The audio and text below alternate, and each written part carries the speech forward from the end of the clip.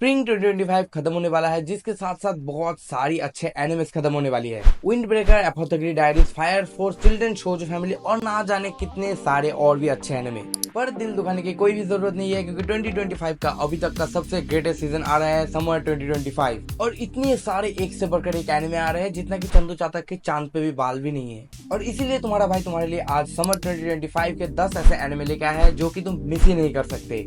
Action, comedy, drama, romance सब include है इस लिस्ट के अंदर, तो तुमको जैसे एनिमे पसंद है सब मिलेगा। तो वीडियो को पूरा देखना, स्किप मत करना, क्योंकि क्या पता तुम्हारा जो फेवरेट एनिमे होने वाला है वो बीच में स्किप हो जाए। और इनमें से कौन से एनिमे के लिए तुम सबसे ज्यादा एक्साइटेड हो वो भी मुझे कमेंट में बताना मत भूलना। सबसे पहले उस एनिमे को लेकर बात करेंगे जिसने पिछले साल ऑलमोस्ट हर किसी के दिल को जीत लिया था, बहुत सारे अवार्ड्स मिले थे और एकदम एक नया कॉन्सेप्ट हम लोगों को देखने को मिला था। और मैं यहाँ पे बात कर रहा हूँ दान की, जिसका सेकंड सीजन आ रहा है और जो कि स्टार्ट होने जा रहा है 3 जुलाई से। क्रंचीरोल ने अभी तक इसका 2 ऑफिशियल ट्रेलर निकाला है। और क्योंकि कुछ दिन पहले दान का एक नया मूवी आया था जिसमें उन्होंने बेसिकली सेकंड सीजन के जो फर्स्ट 3 एपिसोड है उसको ही दिखाया है, जिसमें कि दान का अभी तक का सबसे स्ट्रॉन्गेस्ट विलन आया है ईविल आई, वही सर पे एक आंखों वाला। अनफॉर्चुनेटली हमारे यहाँ रिलीज नहीं हुआ था तो मैं नहीं देख पाया। अगर तुम में से किसी ने देखा है तो मुझे कमेंट में बताना तुमको कैसा लगा। नेक्स्ट जिस एनिमे के लेकर हम बात करने वाले हैं call of the night season 2। I know कि तुम में से बहुत सारे लोग ऐसे भी होंगे जिसने अभी तक इसका नाम सुना भी नहीं होगा, पर मेरे इस एनिमे को इस लिस्ट में ऐड करने का रीजन ये है क्योंकि अगर तुम में से कोई है जिसने इसका फर्स्ट सीजन नहीं देखा तो अभी भी टाइम है, तुम देख सकते हो। एनिमे 4 जुलाई को रिलीज हो रहा है। और प्लॉट के लिए बता दो, एनिमे एक romance slice of life anime है, तो चीजें बहुत ही चेंज होती रहेंगी। स्टोरी एक ह्यूमन और एक वैम्पायर की लव स्टोरी को फॉलो करता है, जिसमें से तुमको इमोशन, ड्रामा, लव सब देखने को मिलेगा। तो अगले जिस स्टूडियो को लेकर हम बात करने वाले हैं, हाँ तुमने स्टूडियो वर्ड सही सुना, क्योंकि अगर तुमको अभी तक नहीं पता तो क्लोवरवर्क्स ने अभी तक का सबसे बड़ा रोमांस एनिमे का लिस्ट को ड्रॉप कर दिया है, जहाँ पे वो एक नहीं, 2 नहीं बल्कि 3 रोमांटिक जायंट्स को प्रीमियर करने वाले हैं। ड्रेस अप डार्लिंग सीजन 2, बनी गर्ल सेनपाई सीजन 2 और एक नया brand new anime the fragrant flower Bloom of dignity. And सबसे शॉकिंग बात तो ये है कि तीनों के तीनों ही 5 जुलाई को प्रीमियर होने वाले हैं। और क्योंकि सैटरडे नाइट है तो तुम ये उम्मीद करना छोड़ ही दो कि तुम शांति से एनिमे देख भी पाओगे। मैंने इन तीनों को लेके ही शॉर्ट्स वीडियो बना के रखा है, तुम चाहो तो चेकआउट कर सकते हो। फ्रेग्रेंट फ्लावर ब्लूम डिग्निटी एक नया एनिमे है, तो इसको लेके भी वीडियो मैंने बना के रखा है कि ये किस तरीके की स्टोरी को फॉलो करने वाला है। और मुझे कमेंट में ये चीज भी बताना कि इन 3 में से कौन सा तुम्हारा फेवरेट है और इन 3 में से किसके लिए तुम सबसे ज्यादा एक्साइटेड हो। तो बहुत रोमांस एनिमे कर लिया, अभी है हमारे 6 और एक नए एक्शन एनिमे की। और एक्शन एनिमे किसको नहीं पसंद, तो एक्शन एनिमे को लेकर बात कर रहे हैं तो ये मुझे बताने की जरूरत नहीं कि जब वो एक्शन होगा तो वो कितना बैड होगा। और पता नहीं मेरा दिल ऐसा क्यों कर रहा है कि मैं तुम लोगों को थोड़ा सा स्पॉइलर दे दूं। पहले ही बता दूं, ज्यादा नहीं दूंगा, क्योंकि अगर मैंने सब कुछ एक्सप्लेन कर दिया तो बाद में तुम्हारा मजा पूरा किरकिरा हो जाएगा, जो कि मैं एकदम ही नहीं चाहता। तो अभी जिस एनिमे को लेकर हम बात करने वाले हैं, गुचिया कुता, एक बहुत ही फेमस मांगा के ऊपर ये एनिमे बना हुआ है।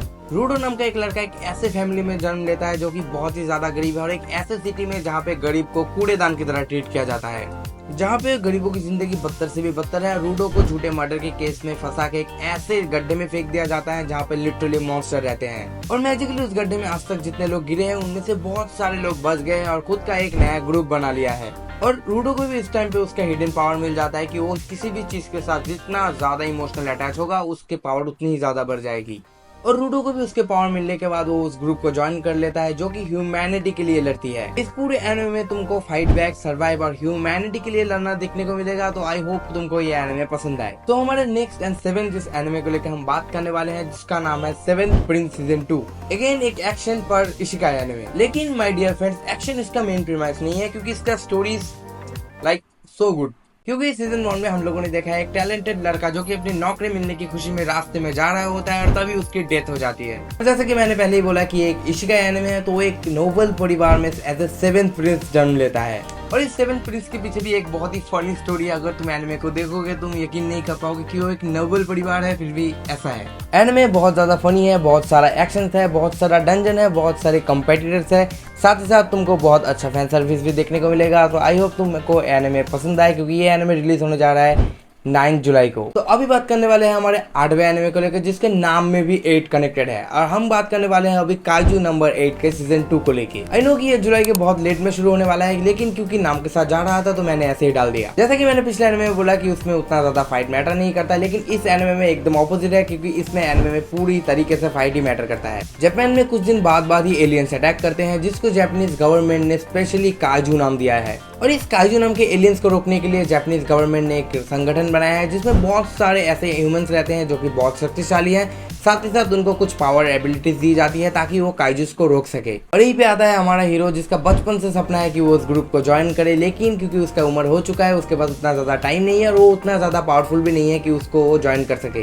एंड अचानक वो एक दिन उस टेस्ट में पास हो जाता है और वो उस ग्रुप को ज्वाइन करने के लिए तैयार हो जाता है। लेकिन घटना कुछ ऐसी होती है कि उसके पास काइजू की पावर आ जाती है। कैसे, ये तुम एनिमे में देख लेना, क्योंकि अगर तुमने ये नहीं देखा तो पूरा एनिमे देखने का क्या मतलब। अभी एनिमे में सिर्फ एक जन की पता है कि उसके पास काइजू की पावर आ चुकी है, क्योंकि अगर सबको पता चल गया कि वो भी खुद एक काइजू बन चुका है तो सब उसको मार देंगे। और वो एनिमे में इतना ज्यादा पावरफुल काइजू बन जाता है कि उसको एक नाम टाइटल दिया जाता है कि काइजू नंबर 8। इस लिस्ट में ये भी एक एनिमे है जिसके लिए मैं बहुत ज्यादा वेट कर रहा हूँ पर्सनली, क्योंकि इसका जब फर्स्ट सीजन मैंने देखा था, इट वॉज लाइक बूम।